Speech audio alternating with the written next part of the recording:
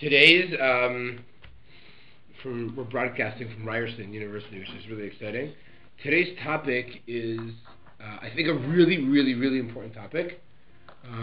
It becomes an important topic because it's extremely popular, not just in the Torah, because it's actually mentioned kind of twice and referenced many times. It has implications in art, in shul construction. It has ramifications to Christianity, heresy, siddur, Jewish life, Jewish practice. It has major ramifications and it touches so many different areas, even Pesach, and it even leads to a couple of good jokes. So the Aseret Hadibrot play, there's no question, a major role in Jewish liturgy. And if you walk into, I don't know about every shul, but many shuls that you go to, they will have some type of image that depicts the Aseret Hadibrot. You know what I'm talking about? You said sometimes like above the Aron. You ever see that before where they list them? Sometimes on the parochet, right, on the curtain, you'll list the Hadibrot. Where else might you see it? Even on the mantle of a Sefer Torah, you might see it. People sometimes walk around with it in like a necklace. Maybe not. They do that? Not so much. Okay, fine. Where else do you see it depicted somewhere? On the cover of a siddur. You see it in design and art. Okay. What's fascinating is, though, what role does it really play? Meaning, are you going to tell me this is like the top 10? Is this the only 10? Is this the most important 10? Is this like the easiest 10? Like what's going on here? What's also interesting, that I think is worthwhile discussing, is the translation. How would you translate Aseret Hadibrot in English? 10 utterances. The 10 utterances. Very good. Statements, declarations. Because a dibra in Hebrew is a statement. However, in the world out there, probably based on Hollywood, what do they call it? The 10 Commandments. Yet there is absolutely no Jewish source for 10 Commandments. Right? There's no Jewish source whatsoever. In fact, if you go to the Monei HaMitzvot, if you go to people who count the number of mitzvot, these psukim are 11, 12, or 13 mitzvot. So no Jewish source has the 10 Commandments. So if that's the case, where does this name from? Why is it such a popular? If I walk into a room somewhere, by the way, even university, even in and say, the 10 utterances, people look like you're crazy. 10 statements. Maybe if they're really fancy, call it the Decalogue. They'll have heard it, right? But most people look at you like you're crazy. What are 10 utterances, 10 statements? And you tell them those are some of the 10 Commandments, they'll think you're either a heretic or you're illiterate. But there's no Jewish source. They're never referred to anywhere in the Torah as the Aseret HaMitzvot. So, point number one, we're not so the challenge now is, wait a second, these are declarations. What are they declaring? What are they stating, right, in these 10 Commandments? So if they're declaring something, what's their purpose and what's their function? Okay? So that just buttresses our question even more. Look at that. I'm out of source sheets. Oh, sorry. So we have to understand what this refers to. Okay?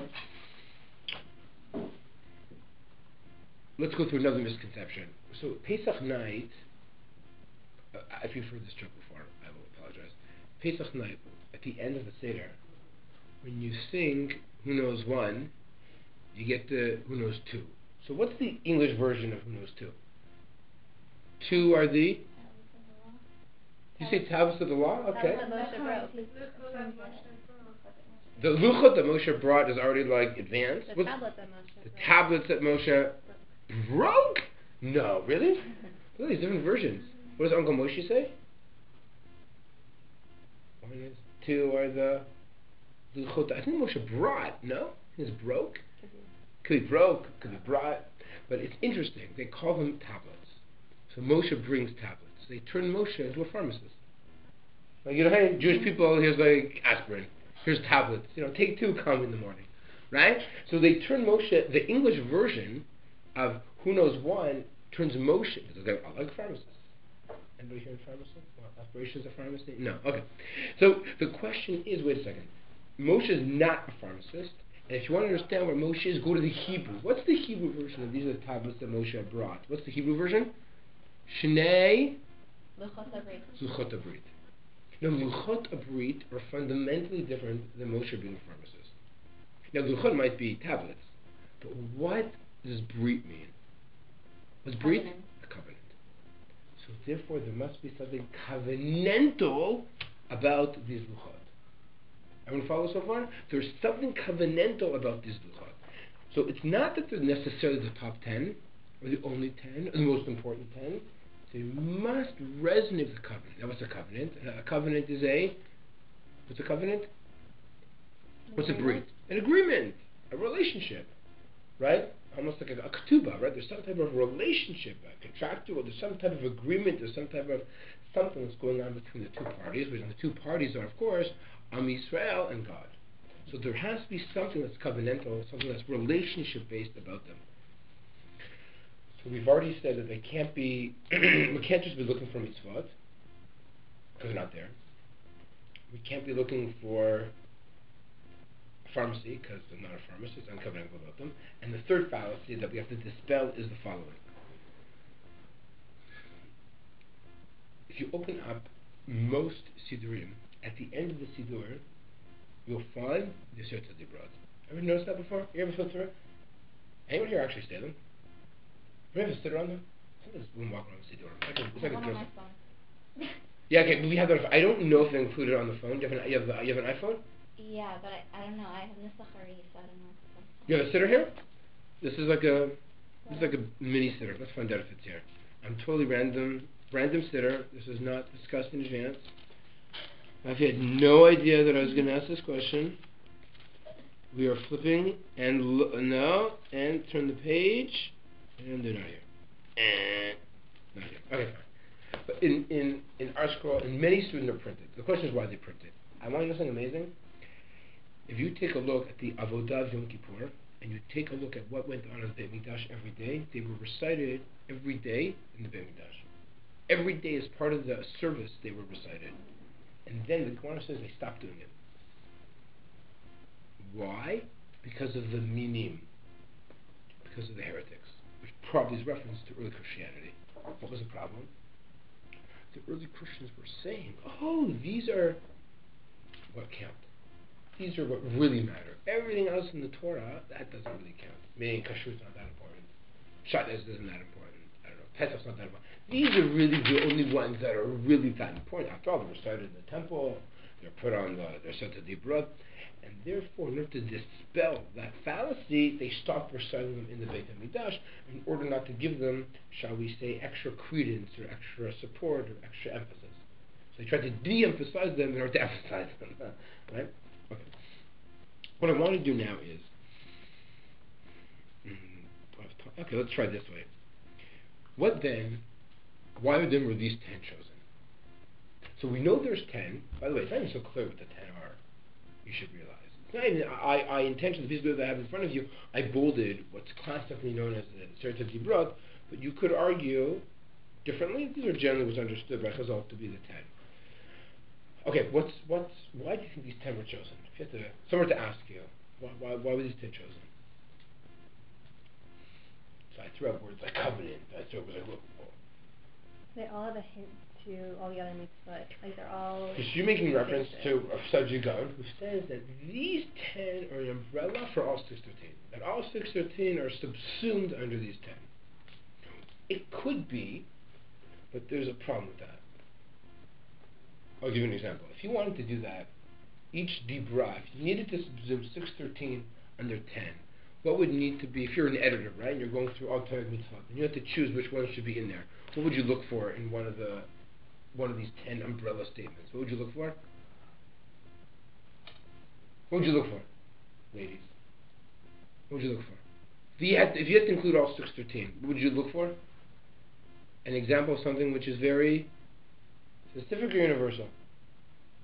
Or broad? Universal, broad, also detailed, right?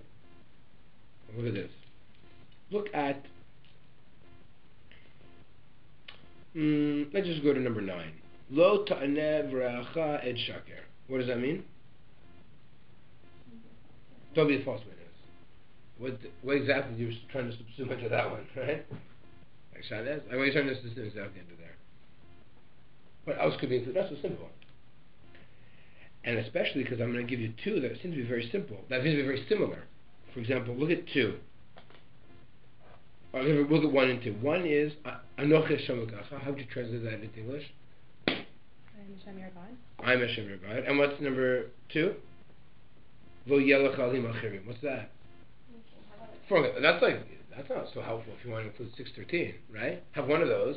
The other one could have been subsumed under that one, no? And then move on to something else to include more. It's very complicated. What were these chosen for? Okay.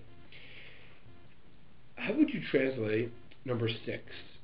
The first one and the second column. How would you translate that into English? How would you translate Lo Tirtzach? Don't murder.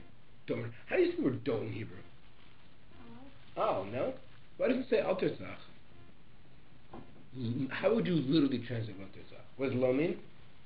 No. What's Tirtzach? Murder. Murder. No murder. Is that really the same as don't murder? So it's very strange. Even the language is peculiar. You see, if you wanted to list mitzvot, you'd write Al Tirtzach. You would never write Lo Tirtzach. That's actually grammatically correct. No murder is a statement. Here's the difference. No murder is a statement. Al Tirtzach is much more like a commandment. By the way, what's the difference between Ritzicha and Hariga? What's a Rotzeach and what's a Hareg? What's the difference between them? Rotzeach is actively doing it, and Hareg is just either by accident or just happens to be killing. Happen to be. So how would you translate? What's the difference in English? What would you use to distinguish the two of them? Wouldn't Rotzeach be a murderer and Good. Hareg be a killer? Good. Excellent. What's the difference between murder and killing? Intention. Ritzich. It could be intention. Good. It's often. It's like 90% of the time intention. Murder I call unethical killing. But Ritzicha is unethical killing. Meaning there's some times where it's ethical to kill. Self-defense, war. There's certain situations where it's ethical to kill. Murder is absolutely unequivocally immoral. Okay, what's its definition and what's its application? Okay, fine, that's why you need the rest of the Torah for it. Right, to understand its permutations, what's considered what. But Lo Tirtzach is saying no unethical killing. Okay, it's a very different type of, that's why these are statements. I just wanted to highlight that. Okay, let's start with something fascinating. Look at that first column, which we're all very familiar with. First of all, you know what's strange with these two columns? Remember, these are two Luchot Brit, right? So there's two of them. What's the imbalance between them? The detail in each one. Right? No? If you're those of you that are into, appearances, it's very strange. The second column is how many words? 2, 4, 6, 8, 10, 11, maybe 20 words. Whereas the first one is like gazillion words. That's very strange. Why would you do that for? What's the common denominator with the first 5 dibrot? The Dam Makam. So I would say that's a very common way of defining it, right? That's like, when do people learn those things? When do people learn that? How old are you when you learn that? It's pretty young, no? Jewish day schools, they teach that at a young age, right? But let's be a little bit more advanced. We're at a university campus. We can't have, we have to be much more. Let's redefine that. Because what really is number 5? Is really number 5 better than the Makam? No. What really is number 5? So what's the common denominator with 1, 2, 3, 4, 5 now? More than better than the Makam. I like number 5. It's very useful for me. Right? Maybe 15 years ago it wasn't as useful, but now it's very useful. So how would you define, there's a better way now to define the first 5.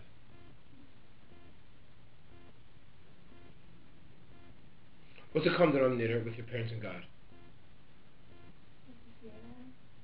True. It does say Yira by both. That is true. Okay. Someone that has control over you versus something that you have control over. Who do you have control over? You have control over people? You have control over if you can murder someone. You have control over that. But I have control over how I treat my parents. Right, you have control over that, but it's towards someone that has control over you. On the second your parents column, have control over me? I hope not. That's okay. I mean, they have somewhat authority over you. Authority, okay. Versus the second column where it's just... Authority, though, is only if you accept authority. what is something which is, whether you like it or not, what's common with your parents and God? They created you. Excellent, very good. Probably a better way to define the first five is a horizontal relationship called you and your creators. How do we know? The Gemara says that for every person has three creators: mom, dad, and the big G. Okay? So maybe the first five is better to define as between a person and his or her creators. That fits in much better than people ever say. Now, it's much nicer to say Ben Adam Lamakom. Now, I'm not saying that it's not Ben Adam Lamakom, but I think we have to be a little bit more specific in how we define that. How about the last five? That's very different. That's what? Ben Adam. That's a horizontal relationship. But there are different people break, because it's unclear. I made an assumption, by the way, that the way this was laid out, and I'm taking that assumption. Others argue that it's broken down a little bit differently. For now, we're going to do the 5 and 5 thing. So, it's been Adam la Chavero. Okay. What I'd like to do is, and let's play a game. The game is called a matching game. I'm going to argue that there's a common denominator between 1 and 6, 2 and 7, 3 and 8, 4 and 9, and 5 and 10. The difference is, one is against your creator, and one is against your peer, Allah Chavero. Okay, so let's play this game together. Take a look at number 1. Anochi Hashem Elokecha. By the way, is that even a commandment? What does Anochi Hashem Elokecha mean? I heard that's not a commandment. So that's it. It's even a machloket among Rishonim. Even the first, is this even a commandment? Is there a commandment? Some people say it is. Some people say it isn't. Okay, that's not for now. It's a wonderful conversation for another time.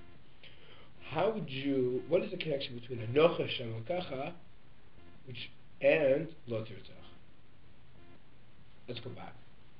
Can you murder God? That's not your question. They can't murder God. Right, they can't murder God. As far as I know, they can't murder God. So if you can't murder God, what's the closest thing you can do to murder God? You could say murdering something He created. How would you do that as a rebellion against God Himself? Or murdering the name of God. There's no mention of shame here in number 1. Meaning, failure to do Anochi Hashem Elokecha is the closest thing you can do to murdering God. Meaning, I can't murder God, but I can deny His existence, can't I? So therefore, Lo Tirtzach, what's the greatest rebellion you can do against a human being? Murder them, right? So what's the greatest rebellion you can do against God is they don't recognize His existence. Okay? So again, Lo Tirtzach is if I don't recognize that person has value, meaning, purpose, essence, nothing, 0, 0, 0, and therefore I murder them. I can't murder God, but what can I do? Deny His existence. So it's a rebellion against your creator in the most powerful way is lack of Anochi Hashem, and phrased in the negative against the human being is Lo Tirtzach. Now what's really, really neat is that the Torah actually combines these two. I think Elise is what Elise was referring to. Back in Parshat Noach, what does it say? Shofech dam adam, person who spills the blood of man, damo yishafech. Why? Keep it Elokim barat adam. Meaning, what's the reason why you can't murder? Because human beings are created in the image of God. So, by murdering man, you're to some extent, quote unquote, murdering God because you're destroying a human being who's created in the image of God. So that's the connection between 1 and 6. Everyone with me so far? Yeah, 1 and 6. Let's go to the next one. I give the example for the first one. I think this one's maybe even the easiest one to do. What is the relationship between Lo Hiyeh and Lo Tinav? First of all, what does Lo Yeh Elohim Achim Panai mean? What does that mean? Let's just translate. What does that mean? You shouldn't have any other gods in my image. No, all Panai, that's the next one in my Before image. me. Before me. Good. And what is Lo Tinav? What's Lo Tinav? Adultery. Okay, so what's the relation between adultery and between God and foreign image? It's an easy one.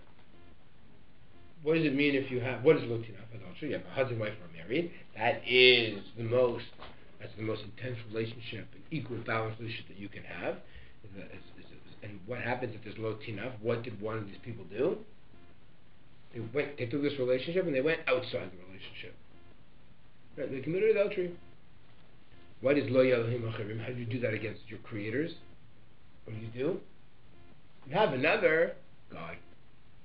Right? So you destroy this unique relationship by having someone outside this relationship. How do you rebel against God? You have, so to speak, you create another God, lowercase g. Right? So it's a rebellion against your creator, a rebellion against your fellow man. What is the classic example relationship of breaking that special relationship that you have with God? It's creating a foreign God. Well, how you break that special relationship you have with husband and wife? That's going after someone else. Lotino. Okay, let's go down to the third one. Lo tisat shem Hashem Elokecha lashav. What does that mean? How do you translate Lo tisat shem Hashem Elokecha lashav into English? What does that mean? Don't say Hashem's name in vain. Okay, literally means Lo tisat means don't carry. Good. And God's name in vain. So, what does that mean? The rabbis tell us, you know what that means? You're not allowed to swear. I swear in the name of God, this table is a table. That's God's name in vain. Why? Because this table is a table. I'm allowed to take a shavua, and I'm going to say I'm not going to eat today. I'm not going to do this and that in the name of God. You're allowed to do, right? Testify. But you're not to use God's name in vain is to swear that a table is a table. B'Shem Hashem. That's a very strange thing. What is the other side? Lo tignov. So what's lo tignov? No or don't what? Steal. What's fascinating is that Chazal did not understand this to mean don't steal. Anyone know what they understood this to mean? Don't? B'gneivat nefashot hakatuv medaber, says Rashi. Kidnap. Don't steal is mentioned somewhere else. Lo tignevu lo zachashu ish b'amito. That's mentioned in Rashi 5. But this was understood to be don't kidnap. Okay, what's wrong with kidnapping? When you kidnap someone, so here's someone, here's Steve, here comes Greenberg, and Greenberg kidnaps Steve. What am I doing? What am I doing to Steve? What do you do to a person you kidnap them? Take them out of their life. I'm not murdering them. No, murdering them is taking them out of You their life. take them out of their life that they're in, you cause them a lot of pain, you cause their family pain. What if I kidnap somebody, what am I treating them as? Nothing. You treat them as dust and just... Okay, could be dust. You're not giving them the full effort that they're worth, and you're not giving them the full attention that they're worth. I'm giving them a lot of attention. I'm putting in the back seat of my car, and I'm giving them tons of attention. Negative attention. If you kidnap somebody and you treat them like a commodity, I mean, just like I can take this bat, I can buy it and sell it and do whatever I want to it, because I own it, I can do with it what I like. When you kidnap somebody, you're essentially saying they don't have any ownership over themselves, and you treat them as a commodity. You can do with them as you like. They don't have ba'alut, they don't have ownership over themselves. They're just a blob. They're an inanimate object. Right? Now, what is lo tisa et shem Hashem Elokecha lashav? When you use God's name, by the way, what does God's name mean? God's reputation, right? The name is, and you use it in vain. What essentially are you doing? You're turning the essence of God into a commodity. It doesn't have any inherent value or purpose. You can use it as you want when you want, right? So you're essentially also you're turning, so to speak, God or God's reputation or God's essence into a commodity, into something which is cheap and meaningless. It doesn't have, can be used at whim. Let's go to the next one. Shabbat, Zochor Yom HaShabbat L'Kadsho. Good. And what is Lo Ta'aneh V'Re'acha Et Shaker? So first of all, what's Lo Ta'aneh V'Re'acha Et Shaker? I think someone translated this before. What does that mean? It means? False witness. False witness. How does that connect to Shabbat? Let's go through this. I go to court, and I say, I swear that, you know what? Reuven, he was there. I saw him the night of the 21st, and he did that. Or, opposite. Reuven, he wasn't there. I'm testifying Reuven wasn't there. He's a liar. He was there. He's a liar. If you testify falsely against somebody, what are you saying about them? What type of rebellion is that against the person? You're not commoditizing them. You're not murdering them. So, what are you doing to them? What type of affront is it? What are you challenging them on? What are you questioning them on? Your truth. Like you're calling them a liar, a fraud. What are you calling their liar and a fraud? Not their essence, what? Their actions. Their actions. What you said you were there, I'm saying you weren't there. You're saying you weren't there, I'm saying you were there. What you did, your actions, I'm questioning. As a proposal for negative. I'm testifying against what you did, what you claim that you did. Now, what is the actions of God? So it says, we'll take a look, go back to Shabbat. What's the next line? Sheshet yavim ta'avod v'asita kol notecha. Ki sheshet yavim asa Hashem v'shon v'daretz. What is God's action as a creator? He created the world. Friday night we have a midhag. Everyone is very strange. After Shemona Esrei, after you finish the Amidah, after you finish Tefillah, we say Vayichul Hashem Ha'aretz. Right? Strange. If you take a look at the Siddur, probably not that small one, the one that has like explanations and stuff like that, it says in it, Vayichul should be recited with an additional person. Ever see that? Go next time this Friday night. I can't imagine it's there. I don't know if there's any commentary at all. This should be recited with somebody else. And it should be recited standing. Why? So the answer is, anyone know why it should be recited with someone else? And why it should be recited standing? What? Testifying? Witness? Very good. How'd you know that? You guess. Very good. Because you're giving testimony. A dut is said with somebody else. Okay, what happens if you're by yourself? Meaning, you should say Vayichulu. We should say Vayichulu 3 times a night, right? We say it in the Amidah, we say it after, and we say it then by Kiddush 3 times. And the idea that you say it the second time with somebody else, so in Shul, is this declaration of that God created the world. And we know a person who is Mechalal Shabbat, Ki'ilu Oved Avodah Zarah, because they don't recognize that God created the world.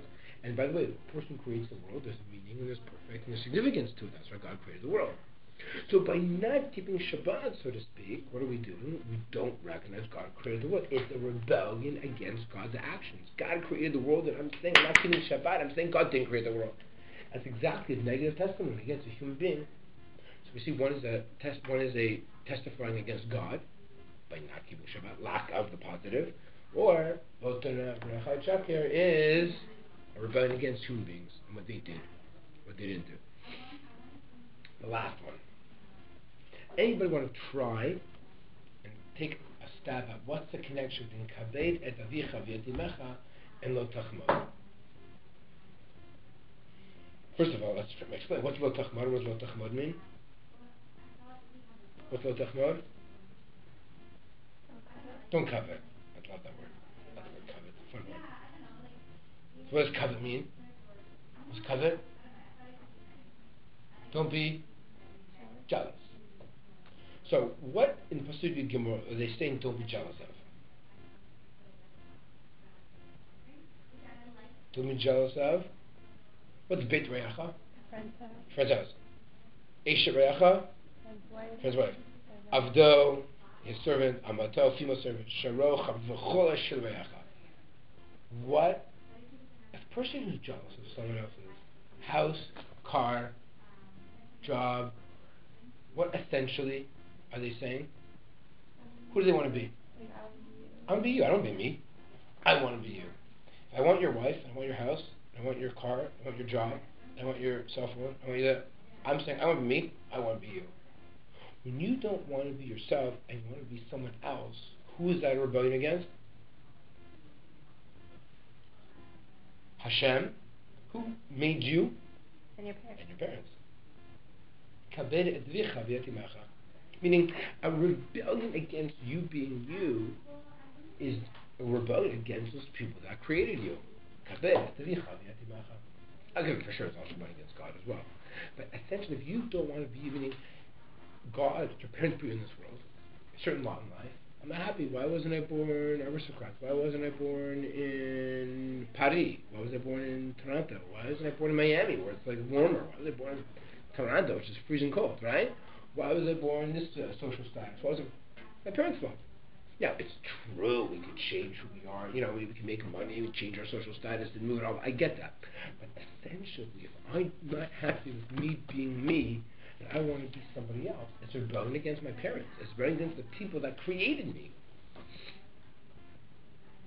Now, if I were to take all these 10, I folded them, rebellion against your creators, rebellion against your parents, and I want to fold them into each other, I want to fold them into themselves. What essentially does all this come down to? What's the common denominator, the machaneh mishutaf, with all of these, the way we try to highlight them? What essentially are these coming down to? The way that you treat the relationship between yourself and your creators is the relationship between yourself. There's no question that's a parallel as well, right? That you have to recognize that how you right?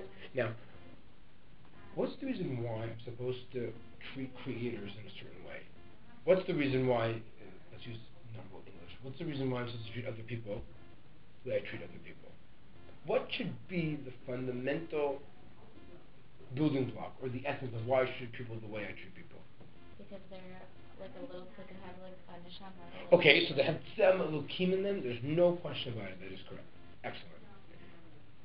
But what's the... what's more powerful? Should I treat other people properly because of love or because of respect? Which one of those two do you think I should use? How do I guide to treat other people? Should I love them or respect them? And respect, because then love comes with respect. I mean, what's really neat, I think, is that really it's all about respecting the other. Because if I don't respect the other, then I'm going to treat them as a commodity, not value their actions, murder them, they don't have to, right? Look, it appears that it's this whole notion, when we talk about the covenant, these luchot habrit, the brit is predicated on respecting others. And how do you respect others? By respecting yourself. If you don't respect yourself, that you were created with a sense of purpose and intent, so you've never self-respect for yourself, so of course you're not going to respect others, because you're not going to respect your creators, because you don't want to be who you are, you want to be somebody else. So to some extent, the foundation of Luchot HaBrit are about trying to give the person, right, a sense of respect. Because if you operate, let's say, out of love, there's a great statement that says by Hillel. Everyone knows this story, right? A convert wanted to convert. They went to Shammai. And what did Shammai say? You want to convert. Sorry, the non-Jews said convert me on one leg. And Shammai, who was maybe an architect, took the beam and chased him out. Went to Hillel, and fascinating. Hillel said the following: the convert wanted to do this on one leg. And what did Hillel say? Hillel says in fact, he said, "What you don't like to others, don't do to yourself." And the rest is commentary. Why didn't Hillel say love other people? Meaning, don't do to others what you don't like yourself. I don't like pickles. Don't give other people pickles. What does that mean? Whatever you hate, don't do to others. And the answer is because it's about respect. It's not about love. The Torah can't be about love. The Torah is about respect. Because respect is about dignity. Dignity is about selma. If you don't have dignity, if you don't recognize that you have value and others have value, and therefore, why do you have value? Because we're created by Kadosh Baruch Hu Shlosha Shutafim Yesh B'Adam. A person has three partners. If you don't recognize that, then there's absolutely the rest of the Torah is almost meaningless and insignificant. So that's why that first statement is Anochi Hashem Elokecha. I am God who took you out of Egypt. Mi Beit Avadim. There has to be some type. It's a mission. Meaning, it's a type of, we're now embarking on some type of mission, some type of journey. It's not necessarily that these are the most important. They might be, they might not be, I'm not quite sure. What we see here, I think these are covenantal. And what must a covenant, any time you have a covenant, a marriage, a relationship, how can only work if there's respect. If there is no respect between two partners in a relationship, then there's no relationship. There's no covenant, there's nothing. Right? It can't be one-sided. What's all these like relationship people they talk about all the time? Love, and infatuation, right? They love, what's that? Well, I love chocolate. Well, then why don't you don't? You eat it. You don't love chocolate. If you really love chocolate, you wouldn't eat chocolate. If If you love chicken, why would you eat chicken? Right? That's what I mean. You love yourself when you eat chocolate, which is why you eat chocolate. You love chicken because you love the feeling you get when you eat chicken. You don't love chicken, right? You want to devour chicken, right? You want to devour chocolate, those things, right? You may have probably heard this before, right? So that's the idea when it's about if you respect the chicken, you're not going to eat the chicken and you become a vegetarian, right? The whole idea, and then if you don't eat the chocolate, you become a chocolatier. I don't know what the word is, that's an idea, right? But this idea of it has to come down to a sense of respect, it has to come down to dignity. That must be the premise. And by the way, this fits very nicely. Because, let's go to what is it says in the Torah, in terms of how we look at every other mitzvah in the Torah.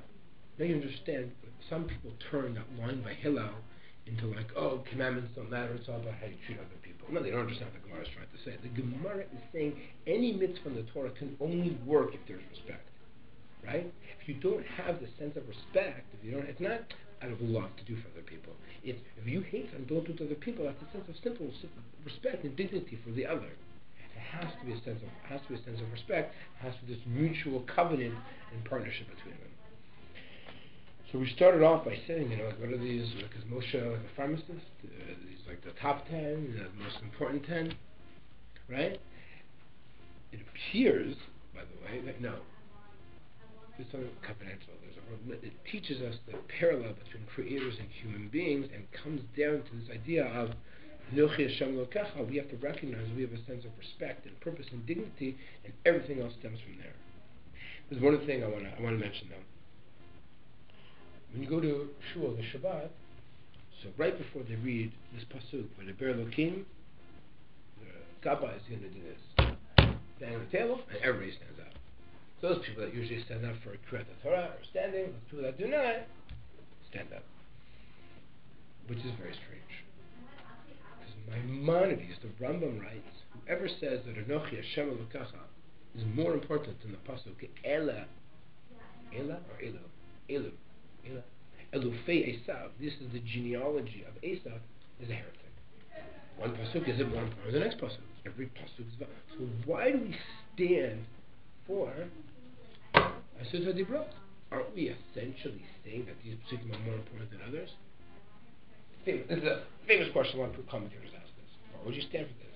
Maybe that you're doing the testimony again. You're really excellent, very good. You're not saying that these are more important. To some extent, it's the testimony. It's almost a reenactment of Mamad Har Sinai. And what's the proof? So again, now when you appreciate it, you take a look at what I did. I took this on a computer, right? You can tell I didn't write it by hand. The 10 Dibrot, how many psukim do they span? 13. Okay, maybe if you take Aleph, don't include Aleph, maybe it's 12, maybe it's 11, right? You follow how you see that, right? Aleph. If you take a look at the pasuk Yud Bet, is lo tertzach, lo tinach, lo tignov, lo te'anev re'acha et shakir. 4 dibrot is one pasuk. Shabbat, on the other hand, is how many pasukim? 4 pasukim. You'll notice in Shul, the Shabbat, when the person reads from the Torah, they don't read like it says in front of you.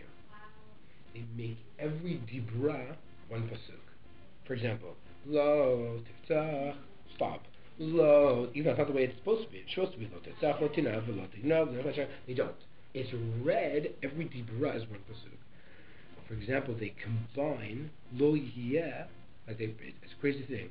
Anochi Hashem asher timev misam beit avadim. Lo yeh is connected to lo taseh, and they take pasukim gimel dalet hey and they merge it into one. They take psukim zayin chet tet yud, and not 4 psukim, they turn it into one.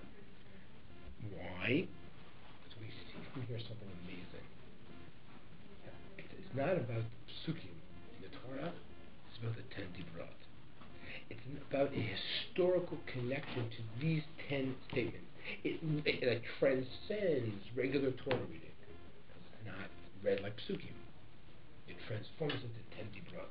In Hebrew, it's called Ta'am Elyon, upper cantillations. You'll see when you take a look at the Chumash, some Chumashim will print it in the back or a different page, read differently in some people only do this on Shavuot, and in Yitro they read it regularly. It's a whole different customs. I think now the prevailing custom is everyone does it Talmud in the fancy way, and everyone stands. But it's just interesting how even from a custom, this moment of this week's Parsha, it's transformed almost into a reenactment of the moment. Why? Because it's a covenant. Because it's not that these are more important necessarily, but there's something which these are the luchot habrit, right? And because of that, that's why they're given this special credence and importance to it, because it begins to forge the covenant. And it's interesting that what's the essence of this covenant, I think, of the covenant is how do we, you can't treat other people like a commodity, like they have no value and no purpose, but rather it's a sense of respect and dignity both to yourself, because that's why you were created, and recognize that in other people. So I think maybe that's what's going on in the Aseret HaDibrot. There's so much more really to talk about, different ways to break it down, different ways to analyze it.